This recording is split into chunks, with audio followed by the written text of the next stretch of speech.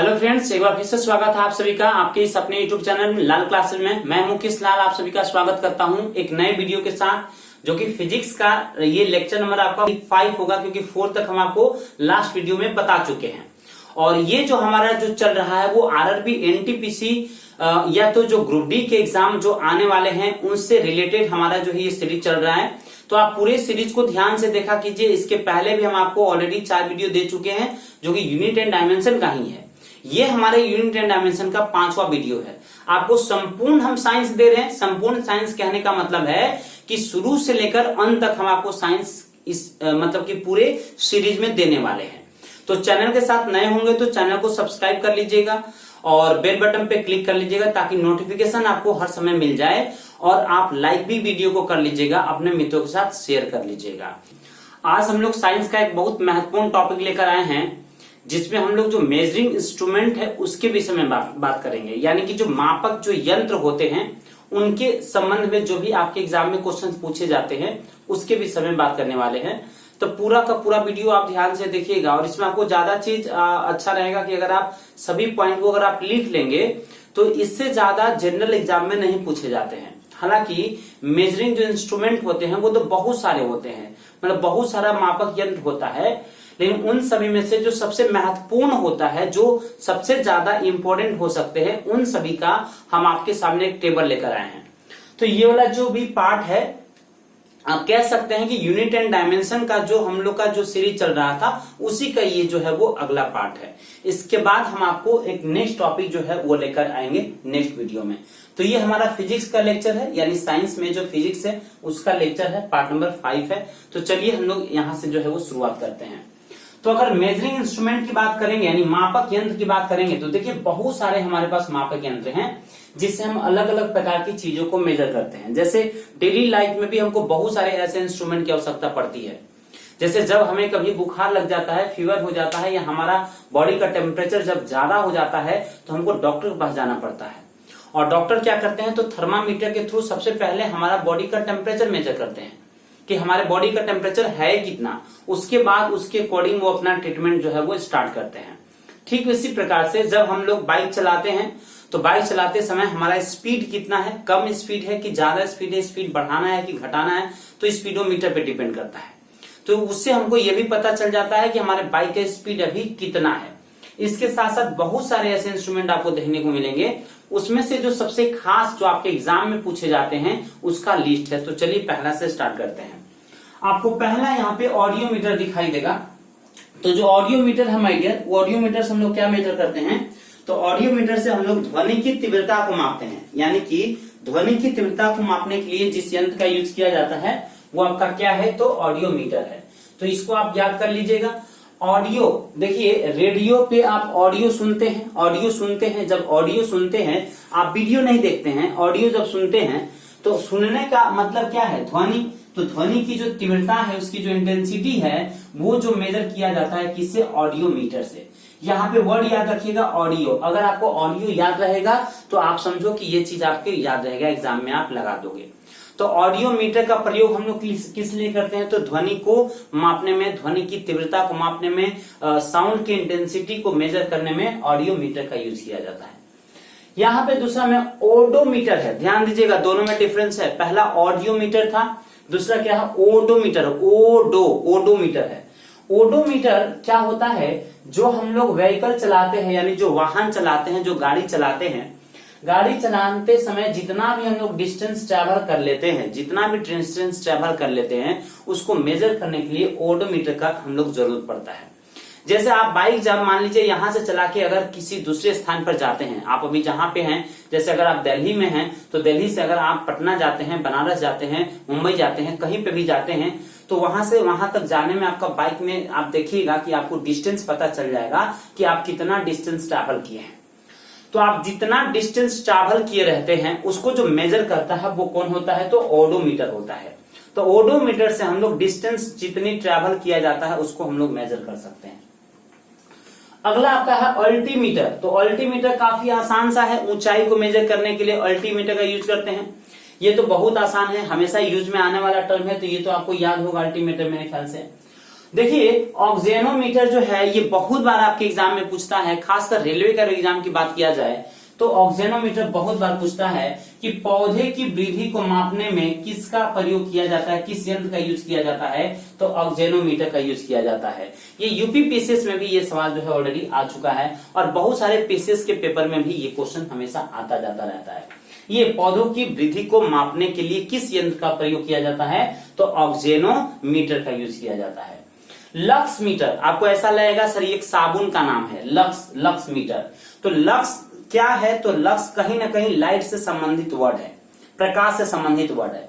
तो lux meter से हम लोग प्रकाश की इंटेंसिटी को मेजर करते हैं, यानी प्रकाश की लाइट की इंटेंसिटी को मेजर करने के लिए, प्रकाश की तीव्रता को मेजर करने के लिए लक्स मीटर का प्रयोग किया जाता है। जबकि लैक्टोमीटर ये काफी इंपॉर्टेंट है, महत्वपूर्ण है, ये भी बहुत बार एग्जाम में आ चुका है कि दूध की जो शुद्धता होती है, तो दूध की शुद्धता जो है वो किससे मापा जाता है, तो लैक्टोमीटर से, यानी दूध का सापेक्षिक घनत्व, दूध का सापेक्षिक घनत्व या तो शुद्धता, जैसे दूध में कितना पानी मिलाया हुआ है। अगर 1 लीटर दूध है उसमें अगर 100 ग्राम पानी मिलाते हैं, 200 ग्राम मिलाते हैं, 1 किलो मिलाते हैं, 2 किलो मिलाते हैं, 5 किलो मिला दिए, तो उस जो दूध का जो डेंसिटी होता है उसको मेजर करने से पता चल जाता है। तो उसके लिए कौन सा यूज करते हैं हम लोग, तो लैक्टोमीटर का यूज करते हैं, यानी लैक्टोमीटर से हम लोग दूध की सापेक्षिक घनत्व या दूध की शुद्धता को मेजर करते हैं, मापते हैं। अगला आपका है हाइड्रोमीटर। हाइड्रोमीटर से हम लोग तरल पदार्थों का सापेक्षिक घनत्व मेजर करते हैं। जो भी तरल पदार्थ होते हैं, जो भी लिक्विड्स होते हैं, उनका अगर सापेक्षिक घनत्व मेजर करना हो, रिलेटिव अगर आपको डेंसिटी मेजर करना हो, तो उसके लिए हम लोग हाइड्रोमीटर का यूज करते हैं। यहाँ पे 2 चीज बहुत महत्वपूर्ण है और दोनों में अक्सर बच्चे कंफ्यूज कर जाते हैं, इसलिए एग्जामिनर इन दोनों में से एक सवाल को देता है। एक हाइड्रोमीटर और एक हाइग्रोमीटर। हाइग्रो जब आता है तो वो हवा की आर्द्रता को मेजर करता है, ह्यूमिडिटी मेजर करता है, एयर की ह्यूमिडिटी मेजर करता है, कौन सा, हाइग्रोमीटर। लेकिन जो हाइड्रोमीटर है वो आपको जो लिक्विड्स पदार्थ होते हैं, जो लिक्विड्स मटेरियल होते हैं, उनके रिलेटिव डेंसिटी को मेजर करता है, सापेक्षिक घनत्व को मेजर करता है, वो क्या होता है, हाइड्रोमीटर। तो यहाँ पे कंफ्यूज मत कीजिएगा दोनों वर्ड में, हाइड्रोमीटर में और हाइग्रोमीटर में, ये दोनों भी मोस्ट इंपोर्टेंट है, बहुत बार आपके एग्जाम में आ चुके हैं और हमेशा आने की संभावना इनकी बनी रहती है, इसलिए दोनों को ध्यान से देख लीजिएगा। हाइड्रोमीटर और हाइग्रोमीटर दोनों को आप देख लीजिएगा। हाइड्रो जब लगा रहेगा तो हाइड्रो वर्ड कहीं ना कहीं पानी से है, तो इससे हम लोग तरल पदार्थों का सापेक्षिक घनत्व मेजर करेंगे। लेकिन जब हाई ग्रो आ जाएगा, ग्रो मतलब ग्रो करना, ऊपर हवा में उठना, ग्रो कहीं ना कहीं हवा से रिलेटेड है, तो आप कह सकते हैं हवा की जो आर्द्रता होती है, ह्यूमिडिटी जो एयर की होती है, उसको मेजर करने के लिए हाइग्रोमीटर का यूज किया जाता है। अगला आपका है मैनोमीटर। मैनोमीटर से हम लोग गैसों का दाब मापते हैं, ये तो काफी आसान है। मैनोमीटर बहुत बच्चों को याद भी रहता है, जब आप प्रेशर पढ़ाएंगे तो वहां पे और डिटेल से हम आपको मैनोमीटर बताएंगे, मैनोमीटर का क्या यूज है, उसमें कौन सा मैनोमेट्रिक फ्लूइड भरे जाते हैं, उसके प्रेशर डिफरेंस कैसे हम लोग मेजर करते हैं, 2 चीजों का, मैनोमीटर कितने टाइप के होते हैं, यूट्यूब मैनोमीटर क्या होता है, इन सभी के विषय में हम लोग डिटेल से चर्चा करेंगे फ्लूइड वाले चैप्टर में। तो ये जो है वो अपने आप वहां पे क्लियर हो जाएगा, इसके लिए आप टेंशन मत लीजिएगा। कि जो आपको गैल्वेनोमीटर है, गैल्वेनोमीटर क्या करता है, तो विद्युत धारा की उपस्थिति को जांच करने में उससे हमको मदद मिलती है। जिसको ऐसे जी से लिखते हैं इस प्रकार से, इसको ऐसे लिख के हम लोग क्या करते थे, ऐसे काट देते थे, तो ये गैल्वेनोमीटर का काम था। अच्छा एक बात आपको और बता दें, ये जो गैल्वेनोमीटर है, एक 2 चीज यहाँ पे आपको देखने को मिलेगा, एक गैल्वेनोमीटर देखने को मिलेगा, एक आमीटर देखने को मिलेगा। इन दोनों में थोड़ा सा डिफरेंस होता है। गैल्वेनोमीटर जो है बहुत कम छोटे से विद्युत धारा को मेजर करता है, मतलब विद्युत धारा की उपस्थिति को, इलेक्ट्रिक करंट के जो प्रेजेंस होगा उसको मेजर करता है, उसको बताता है गैल्वेनोमीटर। लेकिन आमीटर से हम लोग ज्यादा विद्युत धारा जो आएगा उसको भी मेजर कर लेते हैं, क्योंकि यहाँ पे अगला आपका क्या है, अमीटर है। अमीटर से क्या मेजर करेंगे, विद्युत धारा को मापने में हम लोग अमीटर का यूज करते हैं, तो इसको आप याद रखिएगा। ये दोनों काफी आसान है, बिल्कुल इजी है। एक आपका एनीमोमीटर होता है। एनीमो जो वर्ड है वो हवा से संबंधित है, एनीमो जो वर्ड है वो हवा से संबंधित है। तो एनीमोमीटर जो है वो हवा की गति को, यानी वायु की गति को मेजर करने में यूज किया जाता है, एनीमोमीटर। यहाँ पे आपको एक और दिखाई देता होगा, बोलोमीटर। ऐसा लग रहा है कि आवाज से संबंधित है, लेकिन ऐसा नहीं है। बोलोमीटर का क्या काम होता है, जो टेम्परेचर चेंज होता है, तापमान में जो परिवर्तन आता है, उसकी माप द्वारा उष्मीय तथा विद्युतीय चुंबकीय विकिरण मापने के उपयोग में आता है। मतलब जो टेम्परेचर चेंज होने की वजह से जो हम लोग को हीट वाला और साथ में इलेक्ट्रिक जो आप कह सकते हैं मैग्नेटिक फील्ड जो प्रोड्यूस होता है, उससे जो विकिरण हम लोग मेजर करते हैं, वो किससे मेजर करते हैं? तो बोलोमीटर से मेजर किया जाता है। नीचे आपको बोलोमीटर दिखाई देता होगा, ये वाला पार्ट आपको दिखाई देता होगा। बाकी चीज हम आपको बता दिए, सुन लीजिएगा कि ये जो टेम्परेचर में चेंजिंग जो आता है, तापमान परिवर्तन की माप द्वारा उष्मीय तथा विद्युत चुंबकीय विकिरण मापने में यूज किया जाता है। मतलब एक शब्द में याद रखिएगा कि विद्युत चुंबकीय विकिरण को जो मेजर करता है, कौन करता है? तो बोलोमीटर करता है। नेक्स्ट हम लोग का है कौन सा? तो देखिएगा वोल्ट मीटर। बहुत आसान है। जो विभवांतर होता है, विभवांतर, ठीक है ना, यानी कि जो पोटेंशियल डिफरेंस होता है उसको मेजर करने के लिए हम लोग वोल्ट मीटर का यूज करते हैं। ये काफी आसान है, सब बच्चों को याद भी रहता है। नेक्स्ट बहुत इंपॉर्टेंट है, सिस्मोग्राफ से हम लोग भूकंप की तीव्रता को मेजर करते हैं। काफी इंपॉर्टेंट है, बहुत महत्वपूर्ण है। ये बहुत बार आपके एग्जाम में जो है वो आ चुके हैं और अक्सर ये आपके एग्जाम में आते रहते हैं, इसलिए इसको आप बहुत ध्यान से जो है वो देख लीजिएगा। अगला थर्मामीटर है, आसान सा है। थर्मामीटर से हम लोग बॉडी का टेम्परेचर मेजर करते हैं, लेकिन थर्मामीटर से तो बॉडी का टेम्परेचर मेजर करते हैं, एक और टेम्परेचर मेजर करने वाला इंस्ट्रूमेंट होता है, उसे पाइरोमीटर कहते हैं। और पाइरोमीटर से हम लोग क्या मेजर करते हैं? तो उच्च ताप, ठीक है ना, काफी ज्यादा हाई टेम्परेचर, इसको विकिरण तापमापी भी कहा जाता है, ये भी बात याद रखिएगा। और ये पाइरोमीटर से 1500 डिग्री सेल्सियस से जो हाई का टेम्परेचर होगा, more than 1500 degree Celsius temperature जो होगा, 1500 डिग्री सेल्सियस तापमान से अधिक का तापमान हम लोग मेजर करते हैं, पाइरोमीटर से मेजर किया जाता है। नेक्स्ट आपका कैरेट मीटर है। कैरेट जो वर्ड है वो आप सोना से संबंधित है, क्योंकि आपको पता होगा जो शुद्ध सोना होता है वो 24 कैरेट का होता है। और शुद्ध सोने का कोई भी आभूषण नहीं बनाया जा सकते हैं, कोई भी गहने नहीं बनाए जा सकते, क्योंकि शुद्ध जो सोना होता है काफी सॉफ्ट होता है, तो उससे आपका गहना बनेगा नहीं, टूट जाएगा, बहुत जल्दी टूट जाएगा। इसीलिए गहना को बनाने के लिए, सोना को और मजबूत करने के लिए उसमें हम लोग अलग से कोई चीज इंक्लूड कर देते हैं, मिला देते हैं, जैसे तांबा या और भी जो चीज उसमें मिलाने लायक हो उसको मिला दिया जाता है। तो उसकी जो शुद्धता है वो तो कम हो जाएगी। अगर आप सोना खरीदने जाओगे, उसमें ज्यादा अमाउंट में अगर कॉपर रहेगा तो आप सोना खरीदोगे, अगर सोने के रेट में, तो ठगा जाओगे। तो इसीलिए कैरेट मीटर होता है। कैरेट मीटर स्वर्ण की शुद्धता मापने में प्रयोग में किया जाता है। इससे पता चल जाता है कि सोने में कितने कैरेट जो है, वो जो आभूषण है उसमें कितना कैरेट गोल्ड है और कितना अन्य चीज है। स्टेथोस्कोप, आप जब भी कभी किसी डॉक्टर के पास जाते हैं तो वो कान में ऐसे डाल के और ऐसे आपका हार्ट का बीट जो है वो चेक कर लेते हैं, तो इससे हृदय की ध्वनि को सुना जाता है। हृदय की ध्वनि को सुना जाता है किससे? स्टेथोस्कोप से। वो जो आला होता है ना डॉक्टर लोग का, उसी को स्टेथोस्कोप कहा जाता है। अगला आपका स्फिग्नोमैनोमीटर है। स्फिग्नोमीटर है, ठीक है ना। इससे क्या होता है? तो रक्तचाप मापा जाता है, जिसको आप आम भाषा में बीपी कहते हैं। बीपी मेजर करने वाला इंस्ट्रूमेंट है स्फिग्नोमैनोमीटर, ठीक है ना। अगला आपका फायदोमीटर है। फायदोमीटर से समुद्र की गहराई मापी जाती है, बहुत बार आपके एग्जाम में जो है वो आ चुका है। तो फायदोमीटर भी आपके लिए काफी महत्वपूर्ण है, बहुत इंपॉर्टेंट है, इसको भी आपको याद कर लेना है। अगला आपका टैकोमीटर है। टैकोमीटर से जो रिवॉल्यूशन पर मिनट होता है, यानी जो घूर्णन गति होती है किसी भी वस्तु की, तो घूर्णन गति को इससे हम लोग क्या करते हैं? मेजर करते हैं। मतलब जो चक्का घूमता है या तो कोई भी चीज, ऐसी चीज जो रोटेट हो रही है, उसको मेजर किया जाता है। आरपीएम का फुल फॉर्म होता है रिवॉल्यूशन पर मिनट, ठीक है। 1 मिनट में कितना रिवॉल्व कर सकता है, कितना घूम सकता है। तो रिवॉल्यूशन पर मिनट को मापने के लिए हम लोग टैकोमीटर का यूज करते हैं। नेक्स्ट आपका पायरल हेलियोमीटर। पायर हेलियोमीटर, इसे सौर विकिरण मापा जाता है, यानी सौर का विकिरण हम लोग पायरो लिख सकते थे। पायर हेलियोमीटर से हम लोग सौर विकिरण मेजर करते हैं, ये भी इंपॉर्टेंट है। फोनोमीटर बहुत इंपॉर्टेंट है। ध्वनि की तीव्रता को मापा जाता है। जैसे आप फोन पे बात करते हैं तो फोन पे क्या बात करते हैं? ध्वनि से। तो ध्वनि की तीव्रता किसे? फोनोमीटर से मापा जाता है। स्पेक्ट्रोवर्ध लाइट से कहीं संबंधित है। स्पेक्ट्रोहीलियोग्राफ, ये सूर्य की फोटोग्राफी का उपकरण है, सूर्य की फोटोग्राफी का ये उपकरण जो है उसको हम लोग मेजर करते हैं। अगला आपका कार्डियोग्राफ। कार्डियोग्राम, कार्डियोग्राम से हृदय की गति मेजर किया जाता है। अगला पॉलीग्राफ है। पॉलीग्राफ टेस्ट होता है, कभी कभी देखते होंगे जो देशद्रोह जिन पे मुकदमा चलता है या कोई बहुत ज्यादा हाई प्रोफाइल केस होते हैं, तो कोई लोग झूठ बोलता है कि नहीं बोलता है, वो झूठ का पता लगाता है। मतलब झूठ का पता लगाने के लिए पॉलीग्राफ का यूज किया जाता है, पॉलीग्राफ टेस्ट किया जाता है। तो पॉलीग्राफ जो है आप यहाँ पे देख सकते हैं पॉलीग्राफ, हालांकि आपको पॉलीग्राफ दिखाई नहीं देता होगा, लास्ट आपको कार्डियोग्राम दिखाई देता होगा, यहाँ पे पॉलीग्राफ है।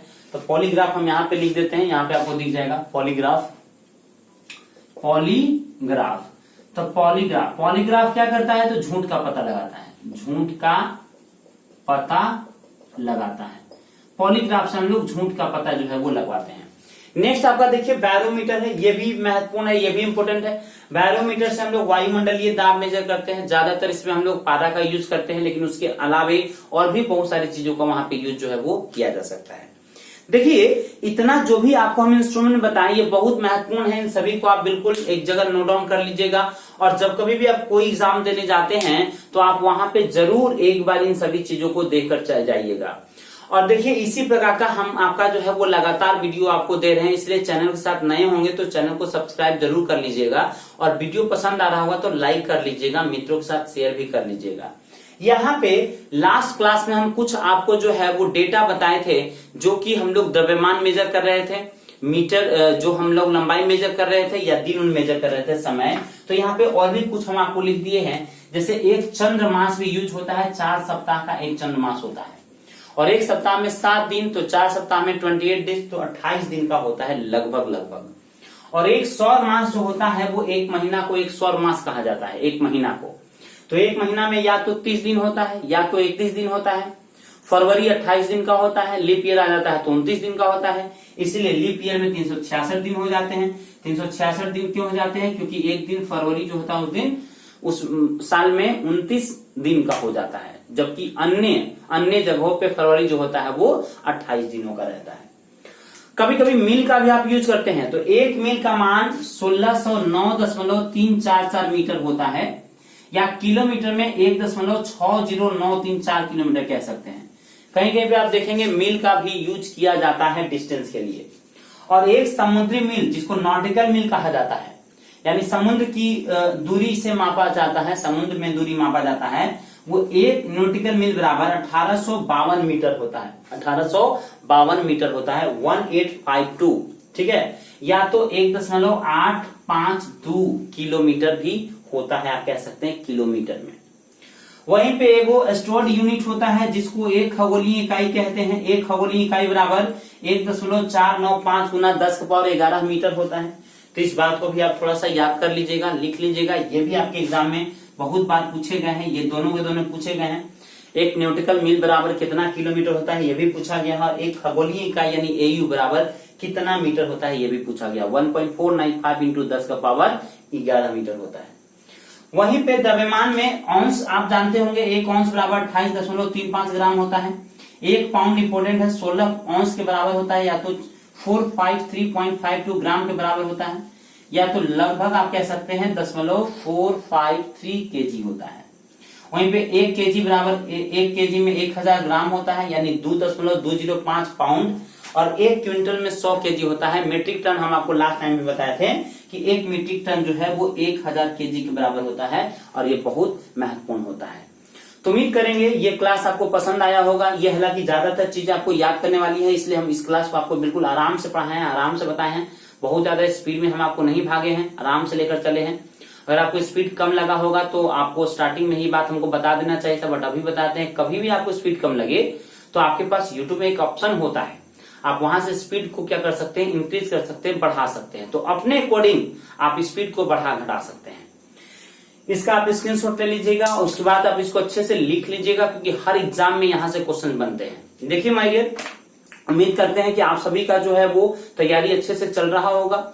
जिनका भी बढ़िया ढंग से तैयारी चल रहा है, एक बार कमेंट कर दिया कीजिए, बता दिया कीजिए कि हाँ सर आपका जो है वो तैयारी आपका कैसा चल रहा है, कैसा नहीं चल रहा है, और आपको क्या चीज चाहिए, और आप क्या हमसे डिमांड करते हैं, और क्या चाहिए कि हम किस प्रकार का वीडियो बनाएं, आपको क्या चीज लेकर आए। तो जो भी आपको पसंद है आप कमेंट बॉक्स में बताया कीजिए, हम उस पर अमल करेंगे और उस पर आपको वीडियो बनाकर एक नए वीडियो के साथ उपस्थित होंगे।